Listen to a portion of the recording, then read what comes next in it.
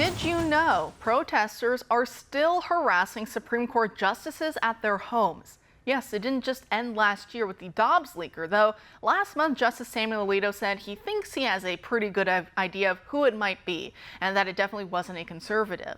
Now, one main target continues to be Justice Brett Kavanaugh, who had an actual armed assassin arrested near his Chevy Chase address in fallout of the Dobbs case overturning Roe last year. Even NBC News is now forced to ask the obvious question: free speech or federal crime? It's a federal crime to try and intimidate a juror into ruling the way you want them to, or to otherwise interfere or obstruct the administration of justice. And that seems like what's going on right now.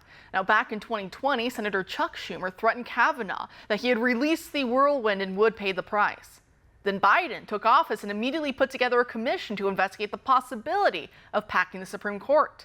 Taking it up another notch, Democrat Congressman Mondaire Jones of New York thundered from his perch last year, quote, "If the filibuster obstructs us, we will abolish it. If the Supreme Court objects, we will expand it. And we will not rest until we have taken weapons of war out of circulation and our communities each and every day," end quote.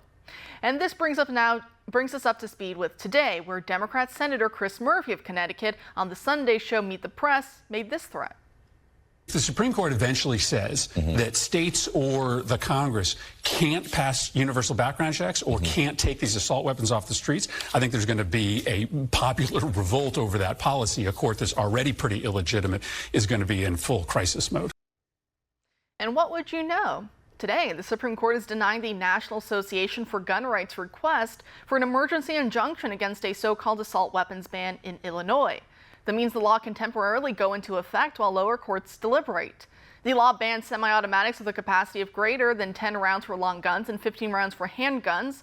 Specifically named by the legislation is the AR-15. The law doesn't require such weapons that have already been purchased to be turned in, but who knows? That could be where this is heading next if the courts don't intervene to protect gun rights.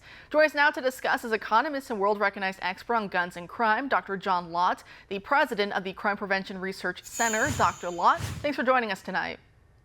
Great to talk to you again. Thanks for having me on.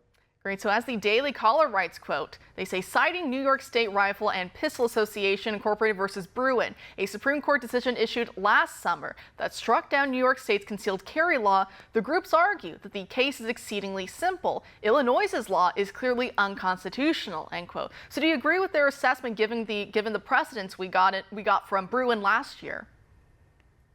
I think eventually it will be struck down. What the Supreme Court likes to do, though, is to have the lower courts put together all the evidence on the issue.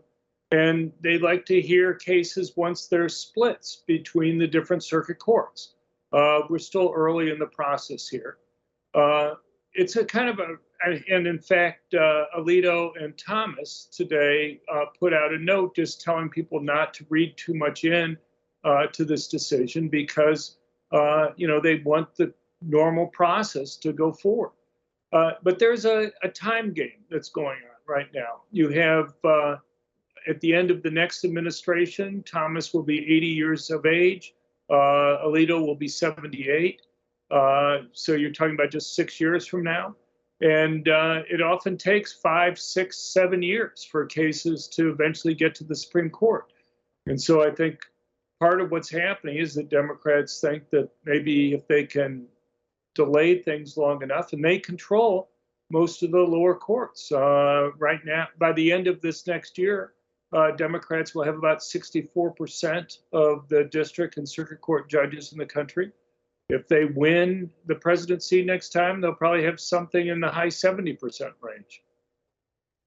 Well, that's definitely a lot to think about, as you were saying, with their ages and who knows who could be picked to replace them on the Supreme Court if and when a case like this does make it up there. It could be several years from now, as you're saying. And when it comes to Illinois with this, law that they've passed and now I guess can temporarily take effect, of course, they're calling it an assault weapons ban. And of course, we see the left, they weaponize that term all the time. Do you think that this is a misnomer, to put it lightly?